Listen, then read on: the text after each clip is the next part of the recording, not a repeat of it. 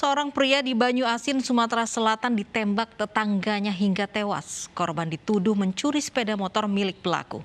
Namun tuduhan tersebut dibantah istri korban yang mengatakan suaminya justru ingin mengembalikan sepeda motor tetangganya saat ditemukan tergeletak di rerumputan.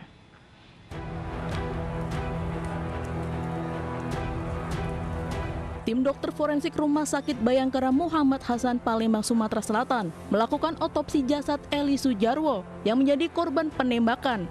Korban tewas dengan luka tembak di dagu, paha, punggung, dan pinggang. Selain luka senjata api, pada tubuh korban juga terdapat luka bekas kekerasan di bagian kepala. Menurut dokter forensik, penyebab kematian korban diduga luka tembak di bagian antara punggung dan pinggang. Dari pemeriksaan luar memang ada beberapa kekerasan, ya, terutama di kepala, juga ada luka tembakan pada dagu, di punggung, sama pinggang, sama kaki, terutama di paha. Kasus penembakan Eli Sujarwo yang dikenal sebagai petani karet itu ditangani Polres Banyu Asin. Menurut polisi, pelaku penembakan merupakan tetangga korban yang menuduh korban mencuri sepeda motornya. Polisi telah menangkap pelaku penembakan beserta 2 orang lainnya. Sementara ada 3 orang yang kami amankan. Tetangganya, Bu? Ya betul, masih tetangga.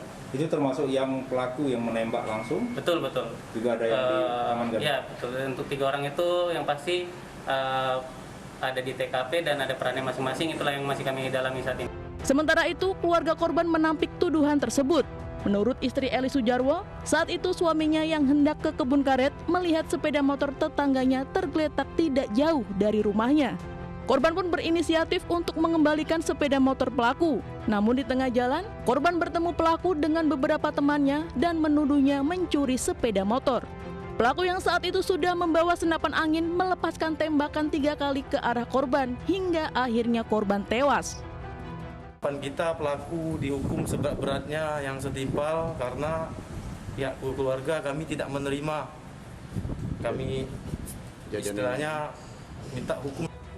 Oleh keluarga, jasad korban dimakamkan di TPU Desa Pandan, Lubuk Lancang, Kecamatan Suwak Tape, Banyu Asin, Sumatera Selatan. Kasus serupa juga dialami seorang residivis yang sudah 5 kali keluar masuk penjara. Korban dituduh mencuri motor seorang anggota DPRD Bangkalan, Jawa Timur. Korban tewas setelah ditembak sang anggota dewan saat didatangi ke rumahnya.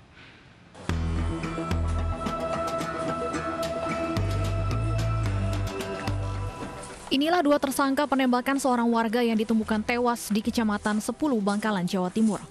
Selain keduanya, polisi juga menetapkan 1 anggota DPRD Bangkalan menjadi tersangka utama pada kasus ini.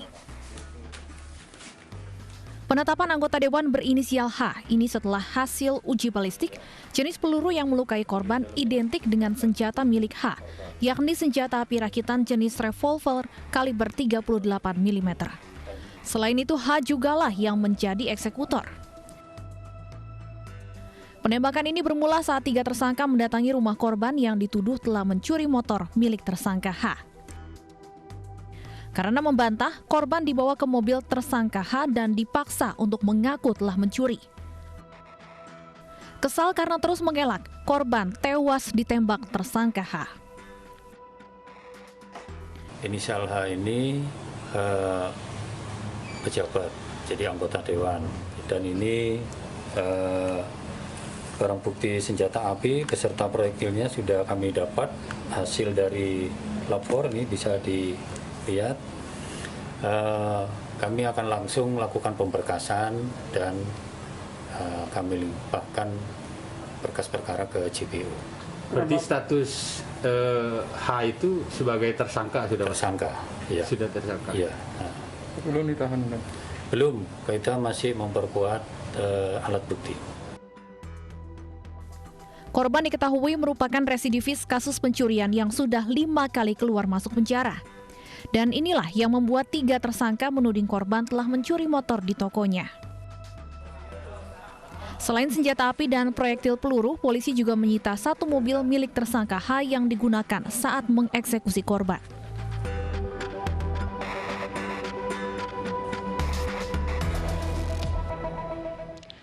Seorang pria di Seluma, Bengkulu juga menembak mati tetangganya hingga tewas. Pelaku sakit hati karena diejek mantan narapidana yang tidak punya masa depan.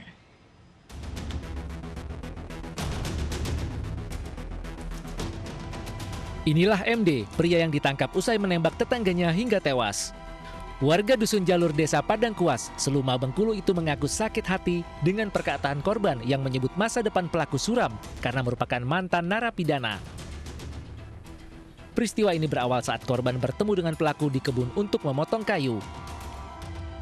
Pelaku dan korban kemudian terlibat cekcok setelah korban mengatakan pelaku sebagai mantan napi yang tak memiliki masa depan. Sakit hati atas ucapan korban, pelaku lantas mengambil senjata api rakitan jenis revolver dari tasnya dan menembak dari belakang hingga korban tersungkur. Selain MD, polisi juga menangkap penjual senjata api rakitan ke pelaku. Senpi tersebut dijual seharga 700.000 lengkap dengan pelurunya. Tidak hanya sakit hati dikatakan mantan napi, pelaku juga dendam lantaran korban mengkhianati ayah pelaku saat menjadi tim sukses pemilihan kepala desa. Angka menyusul korban yang berjarak kurang lebih 50 meter dan langsung menemui korban dan terjadi keributan yang diakibatkan adanya perkataan korban yang menyinggung tersangka. Jadi si korban mengatakan tersangka mantan napi tidak akan jadi orang. Kedua pelaku kini mendekam di sel tahanan Polres Seluma untuk mempertanggungjawabkan perbuatannya. Pelaku dijerat pasal pembunuhan berencana dengan ancaman maksimal penjara seumur hidup. Sementara itu, seorang polisi di Bone, Sulawesi Selatan mendobrak sebuah rumah dan mengancam menembak penghuninya. Kasus kekerasan oleh oknum aparat ini terjadi akibat terbakar api cemburu.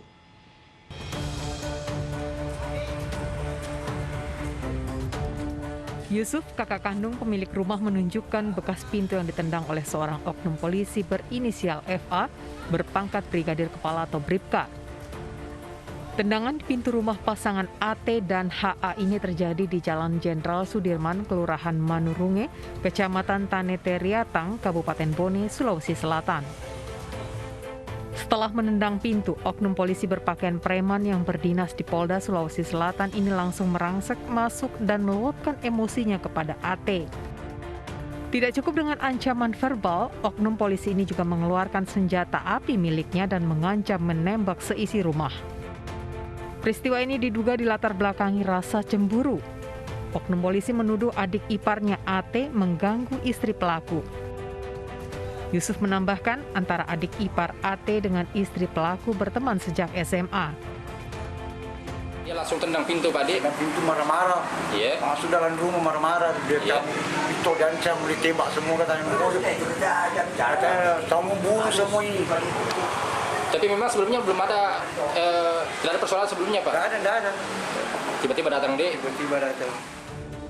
Tidak terima dengan ulah koboi oknum tersebut, korban mengadukan kasus ancaman ini ke Mapolres Bone. Kapolres Bone AKBP Trihandoko membenarkan adanya laporan, namun pihaknya masih menyelidiki kasus ini dengan mendengar keterangan saksi korban. Ya, nanti kita lihat dulu prosesnya, ya kita minta keterangan untuk saksi-saksinya. Ya. Saya tidak bisa menyampaikan karena kita juga harus konfirmasi dulu dengan saksi-saksinya. Kalau informasi ya nanti bisa ditanyakan kepada pihak korban. Yang penting kita perlu mengumpulkan bukti-bukti aja. Polres Bone juga rencananya segera memanggil oknum polisi tersebut untuk dimintai keterangan. Seorang remaja pengendara motor di Kedoya Raya, Kebonjeruk, Jakarta Barat ditodong senjata api oleh pengemudi mobil. Aksi koboi jalanan berakhir dengan dibekuknya sang pengendara mobil setelah polisi melepaskan tembakan peringatan.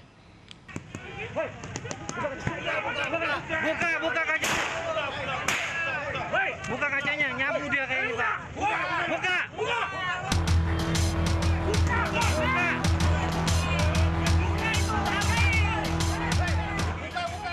Unit Resmo Polres Jakarta Barat melepaskan tembakan ke udara di Jalan Kedoya Raya, Kebonjeruk, Jakarta Barat. Aksi ini dilakukan karena pengemudi mobil yang diduga memiliki senjata api menolak keluar dari kendaraannya. Peristiwa mengancam tersebut terjadi setelah pengemudi mobil yang masih remaja ini menyerempet motor. Bukannya meminta maaf, pelaku justru menodongkan senjata api ke arah pengemudi motor. Periksa mobilnya bang, nyabu bang dia bang, periksa mobilnya bang. Periksa mobilnya. Aksi tersebut mengundang amarah warga dan berusaha menghakimi pelaku. Namun aksi tersebut dicegah polisi.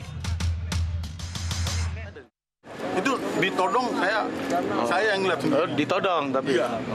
Ditongolin kayak begini. Nah saya refleks mundur dong. Ya kan refleks mundur. Nah, udah akhirnya singkat cerita di 57 Indomaret 57 ini SMA 57 warga pada ngumpul di situ. Saat menggeledah mobil pelaku, polisi menemukan pistol mainan yang digunakan untuk mengancam warga.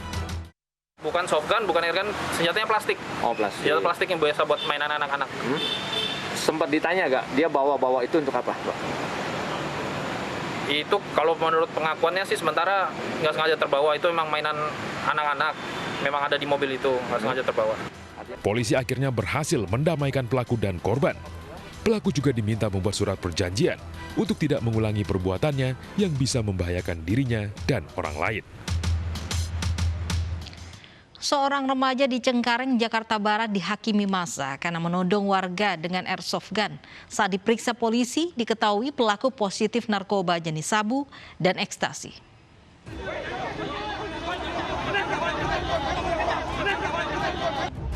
Seorang remaja 25 tahun yang diketahui bernama Felix dihakimi massa karena menodong warga dengan airsoft gun.